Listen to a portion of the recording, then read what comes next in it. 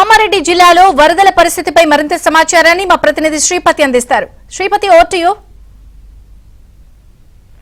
విజయచంద్రిక, కామారెడ్డిలో ఇంకా భారీ వర్షాలు కొనసాగుతున్నాయి. వరద కూడా కొనసాగుతోంది. నిన్నటి నుంచి మొదలైన ఈ వరద ప్రభావం కామారెడ్డిపై తీవ్రంగానే కనిపిస్తోంది. ప్రస్తుతం మనం కామారెడ్డిలో హౌసింగ్ బోర్డు కాలనీ పరిసరాల్లో ఉన్నాం. ఇక్కడ చూస్తే వరద సంబంధించిన బీభత్స పరిస్థితులు ఇక్కడ స్పష్టంగా కనిపిస్తున్నాయి. వరద ఏ స్థాయిలో ఇక్కడ బీభత్సం సృష్టించింది, ఏ స్థాయిలో ప్రజలను ఇబ్బంది పెట్టింది అనే దృశ్యాలు మనకి ఇక్కడ స్పష్టంగా కనిపిస్తున్నాయి.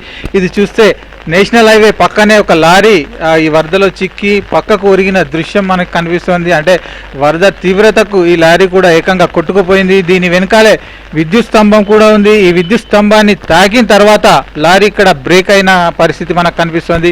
అంటే ఈ వరద ఉధృతి, వరద తీవ్రత ఒక ఇంత పెద్ద భారీ వాహనాలను సైతం డ్యామేజ్ చేసింది. ఇటు మరో పక్కన బస్సు కూడా, ఈ వరదలో చిక్కుకున్న బస్సు కూడా రోడ్డు పక్కకు ఒరిగిపోయి కనిపిస్తుంది. ఈ ప్రాంతంలో ఈ భారీ వాహనం ఇటు బస్సులు, లారీలు హైదరాబాద్ నుంచి ఇటు నిజామాబాద్ వైపు వెళ్ళే ప్రధాన వాహనాలన్నీ కూడా ఈ వరదలో చిక్కి ఇలా నిలిచిపోయిన పరిస్థితి ఉంది. కార్లు, బైకులు మాత్రం వరదలో కొట్టుకుపోయాయి. చాలా దూరం వరకు, సుమారు కిలోమీటర్ దూరం వరకు కూడా కొట్టుకుపోయి కుప్పల్లో, చెత్త కుప్పల్లో ఇరుక్కుపోయిన వాహనాలు కనిపిస్తున్నాయి.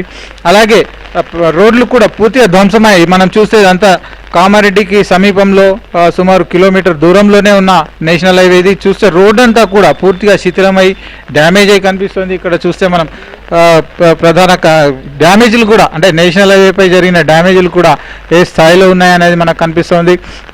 అంటే జనరల్గా మామూలు వర్షాలు, వరదల సమయంలో ఈ తీవ్రత లేకపోయినప్పటికీ నిన్న ఈరోజు కేవలం ఈ 2 రోజుల వ్యవధిలోనే వచ్చిన వరద అనేది ఈ స్థాయిలో ప్రభావం చూపింది. ఇదంతా కూడా ఇటు రహదారులు, అలాగే విద్యుత్ సరఫరాకు, అలాగే ఇతర నిత్యావసర వ్యవహారాలకు కూడా ఈ వరద అనేది తీవ్ర ప్రభావం చూపిందని చెప్పుకోవచ్చు.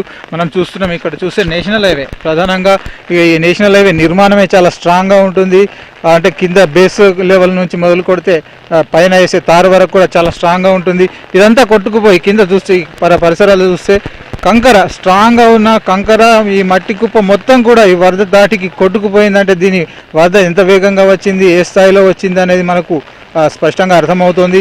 ఇది మొత్తంగా కూడా ఇప్పుడు ఈ పరిధిలో సుమారు 2 కిలోమీటర్ల వరకు మొత్తం ఇలాగే ధ్వంసమై కనిపిస్తుంది. మరోవైపు డివైడర్లు, ఈ హైవే మీద రోడ్డు మధ్యలో వేసిన డివైడర్లు మాత్రం చెల్లా చెదురుగా మారిపోయాయి. ఇంత తీవ్రత, ఆ వరద తీవ్రత ఏ స్థాయిలో ఉంది అనడానికి మనకి ఇవి నిదర్శనంగా కనిపిస్తున్నాయి. ఈ డివైడర్లు మొత్తంగా కూడా కొట్టుకుపోయాయి. ఈ కంకర రాళ్ళు, ప్రధానంగా ఉన్న పెద్ద పెద్ద హైడర్ రాళ్ళు కూడా ఈ వరద దాటికి కొట్టుకుపోయి దూరం వరకు చెల్లా చెదురుగా మారాయి. ఇవన్నిటిని బాగు చేయడానికి చాలా సమయం పట్టే పరిస్థితి కూడా కనిపిస్తుంది. అంటే రోడ్ల మరమ్మతులు కావచ్చు, విద్యుత్ లైన్ల వసతులు కావచ్చు, ఇవన్నీ బాగు చేయడానికి మాత్రం చాలా సమయం పట్టే పరిస్థితులు ఉన్నాయి. ముందు భాగంలో చూసుకుంటే కంటిన్యూ హైదరాబాద్ వెళ్ళాల్సిన రోడ్డు కనుచూపు మేర వరకు కూడా మనకు హైవే మీద మొత్తం హైడర్లు, కంకర్రాళ్ళు, ఈ డివైడర్లకు సంబంధించిన మెటీరియల్ అంతా కూడా రోడ్లపై పడి ఉంది. అంటే వాహనాలు కనీసం ఇటువైపు వెళ్ళడానికి కానీ రావడానికి కానీ అవకాశం లేకుండా ఉంది. ఓవరాల్గా ఈ నేషనల్ హైవే మాత్రం ఈ వరదతో తీవ్ర ప్రభావితమైనట్టుగా మాత్రం మనం చెప్పుకోవచ్చు.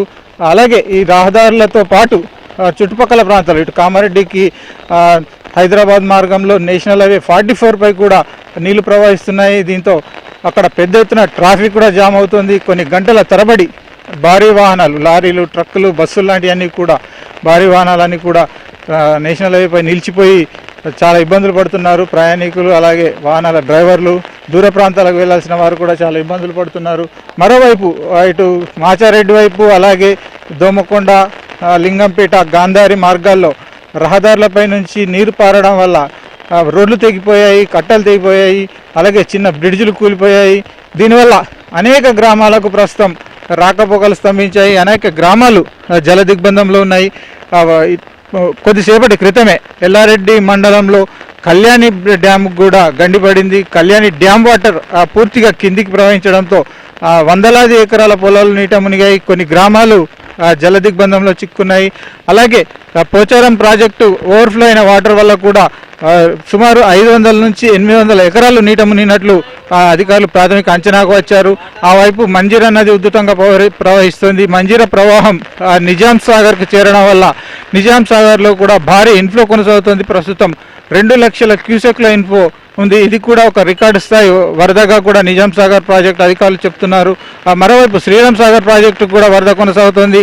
గోదావరి నది పొంగి ప్రవహిస్తున్నందున ఆ శ్రీరామ్ సాగర్ ప్రాజెక్టులో కూడా 3 లక్షల క్యూసెక్ల ఇన్ఫ్లో కొనసాగుతోంది. దీని ద్వారా ప్రస్తుతం 39 గేట్లను ఎత్తి శ్రీరామ్ సాగర్ ప్రాజెక్టు నుంచి నీటిని కిందికి వదులుతున్నారు. ఇటు అన్ని ప్రాజెక్టులు దాదాపు ఉమ్మడి నిజామాబాద్ జిల్లాలోని ప్రధాన ప్రాజెక్టులు మొదలు చిన్నపాటి ప్రాజెక్టులు, చెరువులు, వాగులు, వంకలు మాత్రం పొంగి ప్రవహిస్తున్నాయి. అంతా కూడా ఒక జల విలయం సృష్టించినట్లుగా మనం చెప్పుకోవచ్చు. ఈ లోతట్టు ప్రాంతాలు జలమయం కావడము, అలాగే రోడ్లన్నీ దెబ్బతినడం వల్ల సాధారణ జనజీవనం పూర్తిగా స్తంభించింది. అంటే సాధారణంగా జరగాల్సిన వ్యవహారాలు, లావాదేవీలన్నీ కూడా పూర్తిగా స్తంభించాయి. ఇటు వ్యాపార లావాదేవీలు నిలిచిపోయాయి. అలాగే ఉపాధి అవకాశాలకు వెళ్ళాల్సిన వారు కూడా బయటకు వెళ్ళలేని పరిస్థితి ఉంది. వ్యవసాయ పనులు చేసేవారు కావచ్చు, కూలీలు, కార్మికులు, ఇతర పనులపై వెళ్ళేవారు కూడా కామారెడ్డి పరిసర ప్రాంతాల్లో, కామారెడ్డి పట్టణంలో బయటకు వెళ్ళలేని పరిస్థితి ఉంది. దీంతో ఓవరాల్గా ఇటు ఉమ్మడి నిజామాబాద్ జిల్లాలో పడుతున్న ఈ వరదల ప్రభావం వల్ల సాధారణ జనజీవనం స్తంభించింది. విద్యా సంస్థలకు సెలవు ప్రకటించారు అధికారులు. అలాగే వివిధ శాఖలకు సంబంధించిన ఉద్యోగులు కూడా గ్రామాలు దాటి రాలేని పరిస్థితుల్లో అనేక కార్యాలయాల్లో కూడా అధికార కార్యకలాపాలు స్తంభించాయి. అయితే ఈ వరద తీవ్రత కామారెడ్డిలో చాలా ఏళ్ల తర్వాత, అంటే గతంలో ఎన్నడూ చూసి ఉండని పరిస్థితుల్లో ప్రస్తుతం ఈ వరద తీవ్రత కనిపిస్తున్నట్లుగా కూడా స్థానికులు చెబుతున్నారు. అయితే జరుగుతున్న నష్టంపై అధికార యంత్రాంగం కూడా అప్రమత్తమైంది. కొన్ని సహాయక చర్యలు చేపట్టింది. ప్రస్తుతానికి కామారెడ్డిలో 3 ప్రాంతాల్లో పునరావాస కేంద్రాలు ఏర్పాటు చేశారు. నిన్న ఏదైతే వరదలో మునిగిందో హౌసింగ్ బోర్డు కాలనీకి సంబంధించిన కుటుంబాల వారందరినీ కూడా పునరావాస కేంద్రాలకు తరలించారు. అక్కడ భోజన సదుపాయం ఏర్పాటు చేశారు.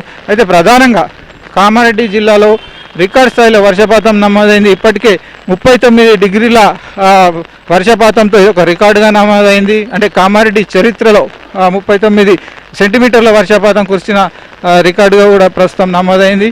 అయితే ఇవన్నీ వరద బీభత్సం, వరద నష్టం నేపథ్యంలో ముఖ్యమంత్రి రేవంత్ రెడ్డి కూడా స్పందించారు.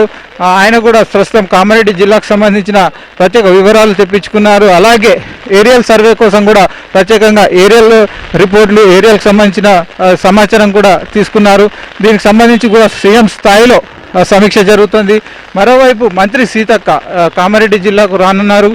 కొద్దిసేపట్లోనే సీతక్క కూడా కామారెడ్డి జిల్లాకు వచ్చి ఇక్కడ వరద పరిస్థితులు, వరద సమస్యలను ఆమె స్వయంగా పరిశీలించబోతున్నారు. అయితే ఇటు అధికార యంత్రాంగము అలాగే ప్రభుత్వం కూడా కామారెడ్డిలో జరుగుతున్న వరద నష్టం, వరద సమస్యపై స్పందించి తక్షణ చర్యలు చేపట్టేందుకు కూడా ఏర్పాట్లు చేశారు.